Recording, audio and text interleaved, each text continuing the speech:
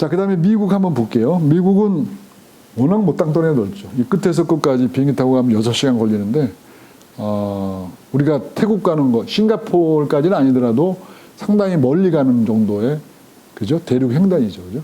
예. 우리가 이제 아무래도 캘리포니아, LA가 있다 보니까 이쪽을 많이 가죠. 또 가깝고 비교적. 그래서 미서부를 많이 투어를 하고요. 그 다음에 미동부, 그 다음에 중남부 이렇게 세 가지로 나눠질 수가 있는데 지금은 대부분 미서부 아니면 미동부 투어로 한정되어 있고 중남부는 모객이 잘 안 돼. 가고 싶은 사람들은 굉장히 많은데 이 모객이 상대적으로 좀 잘 안 되다 보니까 그렇게 많이 활성화되어 있지는 않지만 그런 투어가 있고요. 그래서 미서부부터 보면은 이 인아웃이 좀 틀립니다. 여기는 같은 데로 들어갔다가 돌고 같은 데로 오면 너무 멀잖아요. 그래서 LA로 들어가면 샌프란으로 나오고 샌프란으로 들어가면 LA로 나와요. 근데 전 개인적으로 샌프란으로 들어가서 LA로 나오는 게 시차 적응도 그렇고 훨씬 더 편하더라고요. 이쪽으로 가면 조금 처음에 고생을 차를 많이 타가지고. 그래서 어떤 개인적인 성향인데 어쨌든 그렇게 됩니다.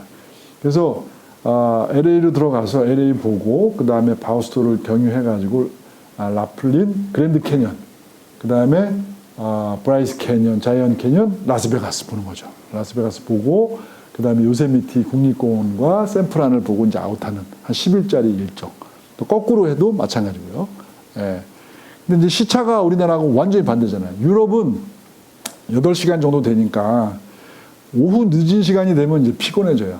사람이. 그렇지만 아침에는 우리 똘망똘망하죠. 그죠? 새벽에 일찍 깨죠. 3시나 4시 되면 좀 깨지만 한 일주일 정도 지나면은 이제 괜찮아지고 여기는 또 시차가 완전히 반대다 보니까 가면은 많이 힘들어요. 처음에는. 근데 와서는 좀 괜찮죠. 예. 유럽은 가서는 좀 괜찮은데 와서 좀 힘들 수가 있고 뭐 그런 차이가 있어요. 어쨌든 그 차를 타고 가면서 많이 사람들이 졸기도 하고 그렇게 관광을 합니다. 그래서 사실 유럽 여행보다는 훨씬 더 피곤해요. 그 몸으로 느끼는 그 피로도가 훨씬 더 셉니다. 밤에 호텔 가면 잠이 잘 안 오고 나오면 바깥에서는 그냥 계속 졸리고 뭐 이런 것들이 계속 반복이 되고 한 일주일 정도 지나야 이제 적응이 돼서 이제 올만하면 이제 그러니까 적응이 될 만하면 이제 오는 거야 이제. 네, 이제 그런 단점도 있습니다. 미동부는 뉴욕으로 들어가죠. 네, 뉴욕으로 들어가서 가는 것도 있고 요즘은 이제 에어프레미아라 그래서 뉴욕 공항으로 가는 것도 있어요. 네. 그래서 뉴욕으로 해서 나이아가라 쪽으로 토론토 쪽으로 가서 허쉬로 해서 워싱턴을 돌아서 다시 뉴욕까지 오는 이렇게 한 바퀴 도는 게 있고 거꾸로 도는 것도 있고요. 이게 이제 미동부인데 저는 개인적으로 비행기를 중간 이게 너무 많은 이동 거리가 있기 때문에 비행기로 이동을 해서 비행기 투어를 해서 투어를 진행을 여러 번 해봤습니다. 근데 아주 만족도가 좋고 왜냐하면 이제 이동 구간이 짧으니까 그래서 그 각 관광지에서 자유 시간 내지는 관광할 시간들이 상대적으로 많기 때문에 훨씬 더 편한 것 같습니다. 그래서 어쨌든 현재는 버스 타고 이동하는 것이 많고 미국은 이제 미서부 투어를 전문적으로 하는 여행사들이 있었어요. 현지에 있는 여행사들. 이 사람들은 원래 한국 사람들보다는 현지의 교민들 있잖아요. 미 동부에 사는 교민들. 그 교민들을 위해서 관광을 운영을 했던 거예요. 동부 관광이라고 대표적으로 있죠. 예, 그리고 이제 서부에도 이제 서부 쪽을 했던 여행사가 있는데, 그러니까 우리나라에 있는 패키지 여행사처럼 자기네 교민들을 모집하는 거예요. 며칠 날 이 동부 관광 할 사람 모아가지고 투어를 한 거죠. 그 투어를 하다가 한국에서 온 사람을 합류를 시킨 거예요. 그래서 지금은 인원수가 되면 한국 손님만 따로 안내를 하지만 그렇게 정착이 된 거죠. 예, 그러니까 랜드사하고는 개념이 조금 틀리죠. 예를 들어서 태국에 있는 랜드사나 뭐 중국에 있는 랜드사들은 한국에서 오는 손님들만 쳐다보고 있는 거예요. 한국에서 손님들이 와야 자기네들이 가이드가 나가서 투어를 하는데 여기 있는 사람들은 현지 교민들을 상대로 투어를 만들었는데 그게 한국 사람들이 합류가 돼 있는 상품이에요.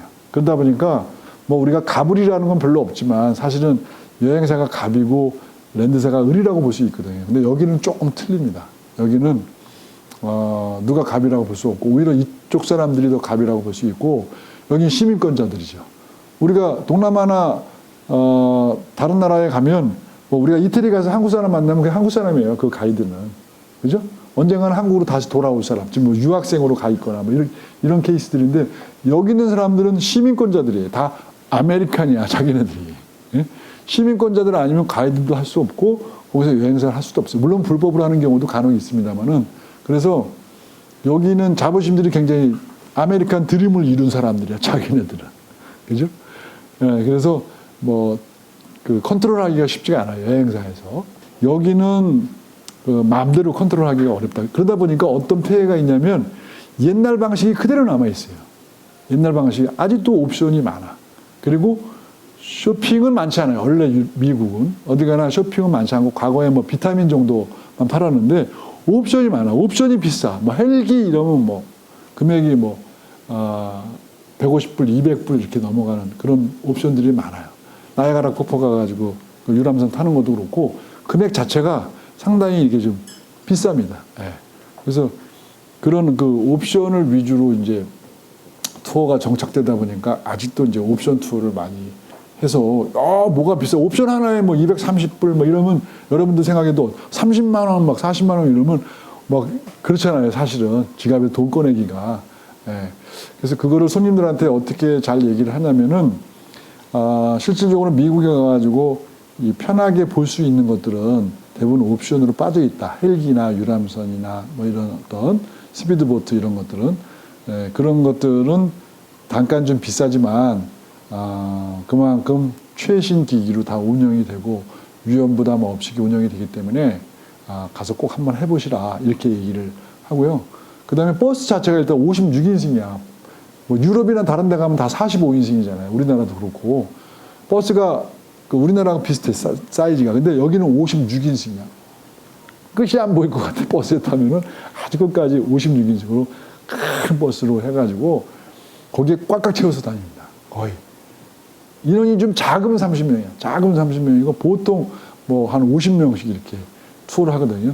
그러니까 팀 문화가 또 미국은 있잖아요. 미국은 그 식당 가도 그 직원들이 최소 봉급만 받고 대부분 팁으로 해서 15% 정도 팁을 받고 생활을 하지 않습니까? 그러다 보니까 여긴 팁 문화가 있어요. 그래서 딱 아침에 버스 타면 팁부터 걷고 시작해요.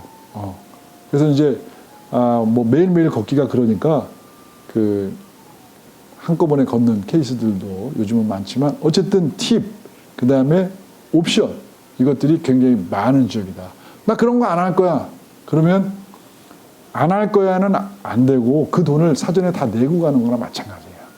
네. 그래서 상품가가 많이 올라가죠. 그런 폐단은 조금 있습니다만은 어쨌든 미국에 가면은 뭐 볼거리도 많죠. 먹을 게 참 좋아요. 미국은 뭐 먹는 거는 뭐 고기부터 시작해가지고 뷔페식도 많고 아니면 세트 메뉴인데도 일단 양이 뭐 엄청나게 많아. 네. 양이 많고 그렇습니다. 그래서 미국도 뭐 시차 적응의 문제는 있습니다만은 미국도 갔다 오신 분들은 만족도가 상당히 높은 거예요. 근데 이제 옵션에 대한 부분만 사전에 잘 설명을 하면은 된다. 그런 여러 가지 이유로 이제 옵션이 아직도 미정착이 돼 있고 그것을 다 포함을 시키려면 상당히 가격이 많이 올라간다. 이렇게 보시면 됩니다. 물가는 이제 뭐 우리나라하고 비슷하다고 보시면 되죠. 미국도 많이 올랐지만 중남부는 이제 시카고로 들어가서 인디애나폴리스, 신시내티, 그 다음에 그레이트 스모키 마운틴, 아틀란타, 그 다음에 차타누가, 내슈빌, 세인트루이스, 스프링필드 이런 데를 관광을 하는 거죠. 대단한데 아직 목격력은 그렇게 많은 지역은 아니다. 이렇게. 그래서 이런 케이스들은 어떻게 가야 되냐면 누가 좀 큰 단체가 10명, 20명이 들어와서 출발 가능으로 표시가 딱 돼 있잖아요. 그럼 거기에 내가 합류를 해야 돼. 내 날짜에 그 사람들이 오라고 하기는 어렵잖아요. 그러니까 여행사한테 어떻게 부탁을 하냐면 나 거기 가고 싶은데 나 미서부도 가보고 미동부도 가봤는데 중남부를 안 가봤어.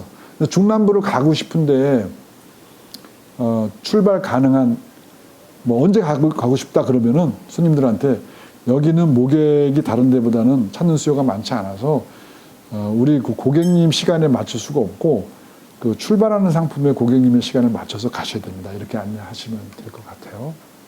자, 그 다음에 캐나다 볼게요. 위에 캐나다. 캐나다도 한국 교민들이 많죠. 예.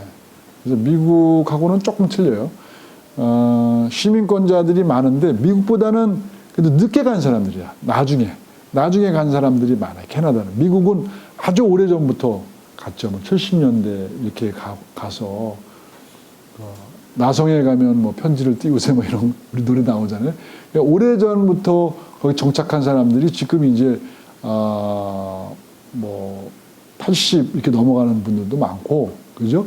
예, 60이면 아주 나중에 간 사람들이고요. 대부분 70, 80 되신 분들이 많잖아요, 미국은요. 근데 캐나다는 그거보다는 교민들의 연령이 조금 더 아래입니다. 예, 그러다 보니까 그 60대, 50대 이런 사람들도 꽤 있고, 그거보다 더 젊은 사람들도 있고.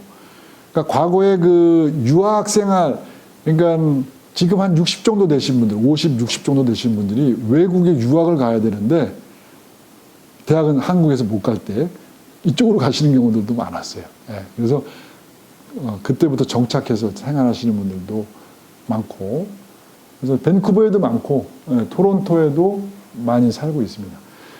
그래서 캐나다는 서부 따로 가고 동부 따로 가는 그런 투어보다는 그냥 캐나다 항공 일주 이렇게 얘기합니다. 항공으로 간다 그래서. 그래서 밴쿠버로 들어가서 빅토리아 섬 보고, 그 다음에 캘거리로 가서 밴프, 로키 산맥을 보고요.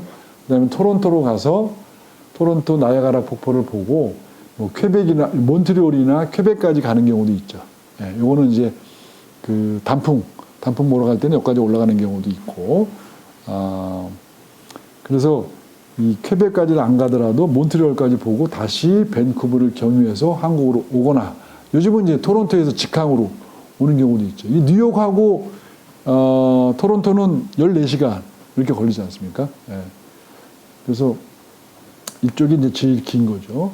이쪽은 대략 한 11시간 정도 그래서 한국으로 오는데, 경유해서 오는 비행기도 있고, 그러니까 이제 캐나다 에어라인을 타고 가면은 그 과거에는 토론토 직항이 없었어요. 그러니까 밴쿠버로 들어가서 국내선도 에어 캐나다, 또 국내선도 에어 캐나다, 그 다음에 이것도 에어 캐나다 경유해서 여기서 이제 서울로 들어오는 에어 캐나다로 이용해서 가는. 왜냐하면 국내선을 타야 되니까.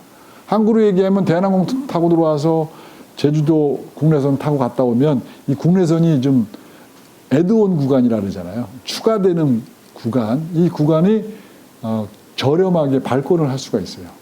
근데 대한항공 타고 왔다가 국내선 끊으면 국내선이 비싸진단 말이에요.